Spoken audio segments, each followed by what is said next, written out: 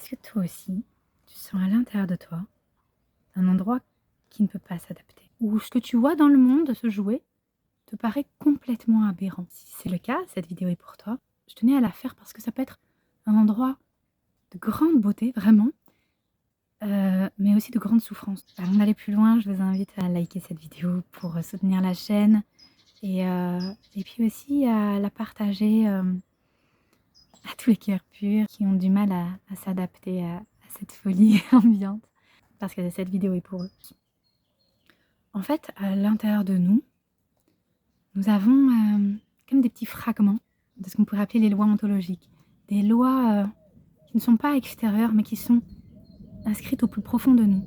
Et c'est comme si on oubliait à des endroits, et il y a des endroits où on se souvient très bien de ces lois, et où il nous est impossible, à ces endroits-là, s'adapter aux lois extérieures, parce que la loi intérieure, elle est trop forte. J'appellerais cet endroit nos endroits d'innocence, de pureté. On n'a pas tous les mêmes. Je vois chez certains, ça va être sur l'honnêteté. Mentir, ça leur arrache la bouche, quoi.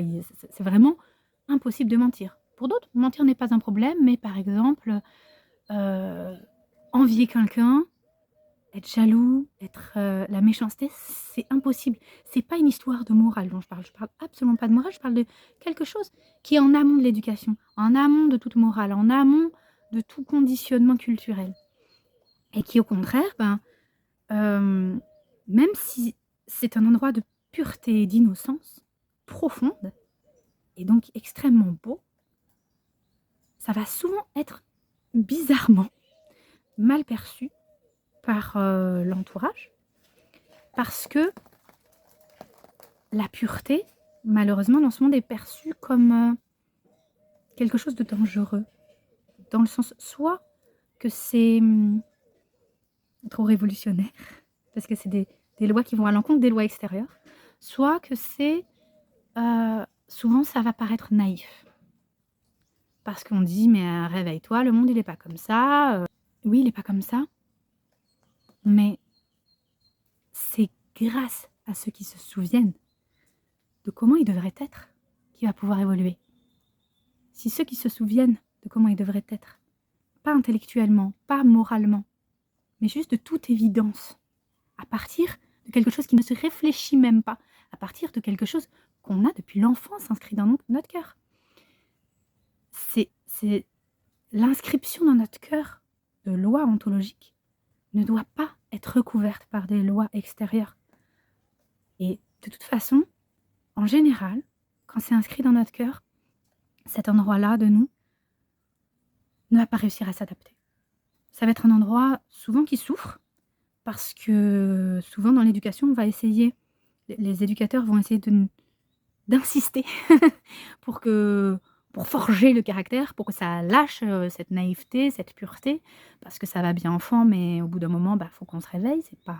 C'est pas possible de croire que tout est amour, ou qu'il faut être toujours honnête, ou que voilà, ça paraît trop gentil, trop naïf, et pas adapté au monde actuel. Donc du coup, voilà, en général, il va y avoir une tension avec l'extérieur.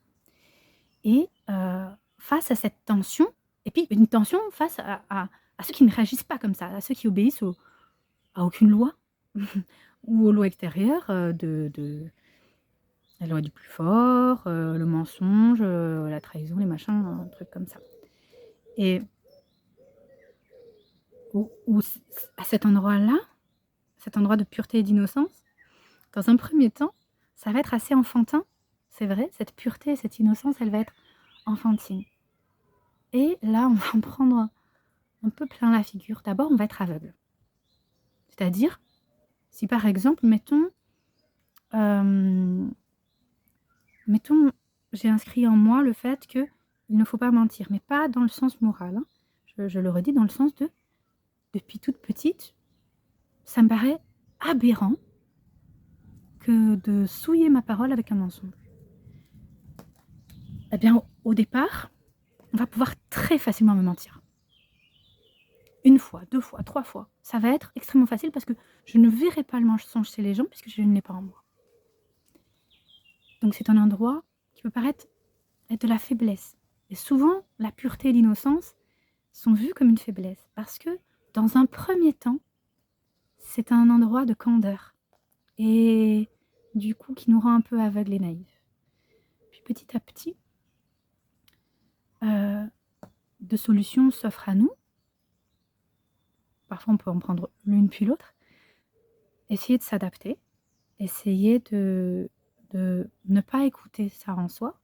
Ça, en général, ça dure pas longtemps. C'est ça qui va nous faire des grosses crises, des burn-out, des tout qui explosent. Si par exemple, je pour avoir un salaire et la sécurité qui va avec, je prends un emploi où, il me faut, un peu manipuler, un peu mentir. Si j'ai ça inscrit en moi, cet impératif de vérité, en général, je tiens pas plus de quelques mois, voire même pas plus de quelques heures pour certains.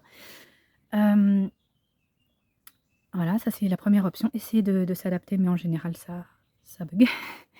Et l'autre option, c'est résister. Et résister, c'est, vous voyez, c'est l'option, on sort un petit peu de cette enfance dans la candeur et l'innocence, elle va toujours être là, mais dans la résistance, on est plutôt comme dans l'adolescence, vous voyez? Et on combat, et on résiste et on râle contre ce monde absurde et on se révolte. Voilà. Et là, du coup, bah, la révolte, ça crée des combats, hein, et des guerres avec l'extérieur.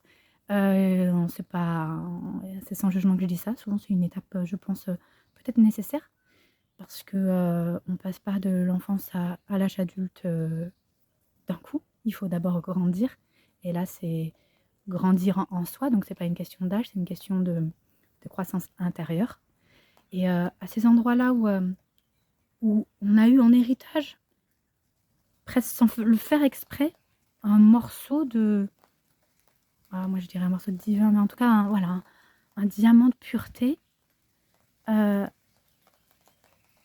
la fois, c'est très grand en nous, d'où ça vient. Mais nous ne sommes pas aussi grands que ça.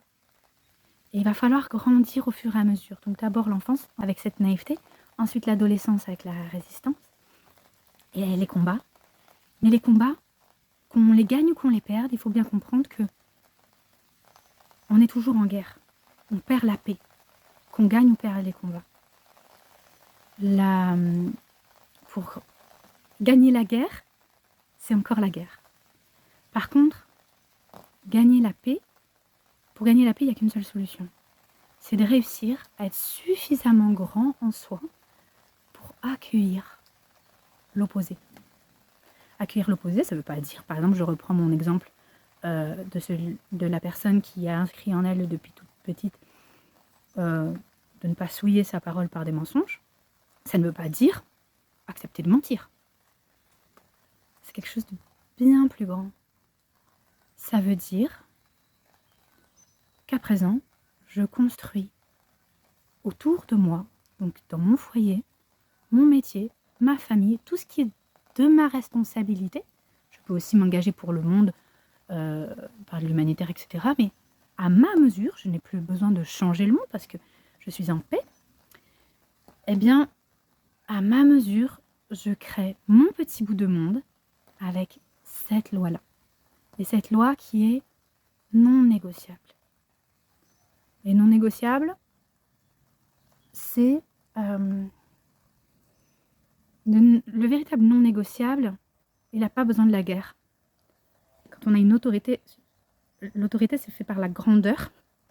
Donc à l'intérieur de soi, quand on a suffisamment grandi, et on grandit souvent par les épreuves et tout ça, justement d'avoir résisté, d'avoir combattu, d'avoir tout ça, on a vu tous les endroits où c'était fragile, où c'était naïf, où c'était encore trop dogmatique, tout feu tout flamme et tout ça, tous les trucs en plus sont tombés. Et là, c'est la pureté du diamant qui impose par la clarté, par la grandeur, cette loi autour de soi. Voilà. Écoutez, moi, ma parole, elle est impeccable. Vous faites ce que vous voulez de la vôtre. Et ça, quand on a réussi, et ça prend du temps. Je vais pas vous donner une recette. En tout cas, moi, je l'ai pas trouvée. Une recette toute faite pour réussir à faire ça en, en 1 heure. Mais quand on arrive à cette grandeur-là, on peut réussir à inscrire cette loi dans notre monde. Et c'est là où on change le monde à notre mesure, sans même la volonté de le changer. Juste, on devient le changement du monde que le monde attend, parce que ces lois-là, c'est les lois naturelles. C'est pour ça qu'elles sont inscrites à l'intérieur de nous. Elles sont inscrites dans notre nature, dans les endroits où on se souvient de notre nature véritable. Et ce monde, c'est un monde où il y a beaucoup d'oubli. Et nous, on est la mémoire du monde. On vient pour rappeler au monde ce qu'il a oublié. Il faut qu'on puisse ne pas oublier. De toute manière, en général, c'est quelque chose qui s'impose profondément. Par le mal-être, quand on dévie de ça, etc. Pourquoi il y a besoin de ce combat-là, de cette résistance-là, d'être confronté à l'opposé du bien qu'on sait naturel en nous? Pourquoi on va être confronté à son mal relatif? Pourquoi? Donc, je reprends mon exemple de l'honnêteté. Pourquoi on va être confronté sans cesse au mensonge? Parce qu'on est dans le monde de la dualité et nous sommes des catalyseurs alchimiques dans le sens où on va se souvenir du bien par-delà le bien et le mal. Et ce bien par-delà le bien et le mal doit pouvoir être suffisamment grand pour contenir le bien et le mal. Dans l'enfance, que je disais, dans l'innocence, il faudrait croire qu'il n'y a que le bien. Mais dans un monde de dualité, il y a le bien et le mal. Le plus grand bien doit pouvoir contenir le bien et le mal. La vérité, par exemple, ne doit pas être corrompue par le mensonge. Elle doit être plus grande que ça et pouvoir même accueillir ça. Et toutes les dualités, la paix doit pouvoir contenir les combats, l'amour doit pouvoir contenir les conflits, les haines et tout ça. La liberté doit pouvoir contenir tous les enfermements. Tous ces grands biens doivent être si grands qu'ils contiennent la dualité, parce qu'ils en sont la fusion. C'est là où on revient à l'unité en soi, qu'on va distiller dans le monde. C'est notre rôle.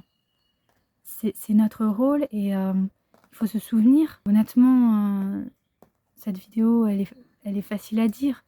Derrière, il y a aussi toute cette souffrance qu'on a tous. Moi aussi, je l'ai vécue, d'être atterrée par le monde dans lequel on vit, par le manque d'amour, le manque de considération, toutes ces aberrations qui sont tellement contraires à ce qui nous paraîtrait évident à notre cœur et qui nous mettent parfois KO parce que mais où est le sens de tout ça? Mais non, on vient rappeler au monde qui il est. Parce que ce monde-là, il est fait pour qu'on puisse se souvenir de qui on est. C'est le monde de l'oubli. Le monde de l'oubli, sa vocation, c'est de se souvenir. Nous sommes ce pont, ce lien entre l'oubli et le réveil. Et le rappel.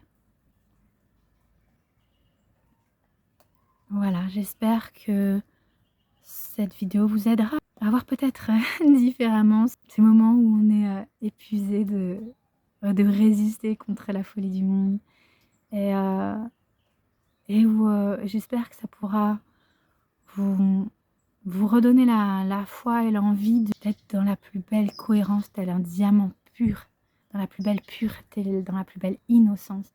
Vivre euh, une vie comme ça et l'imposer coûte que coûte, même si on est jugé, même si on est incompris, même si ça ne se fait pas, même si ça n'a jamais été fait de cette façon, même si on ne sait pas comment le faire. Voilà, garder ça comme objectif premier, de se construire une vie dans la cohérence totale à ce qui est inscrit dans mon cœur.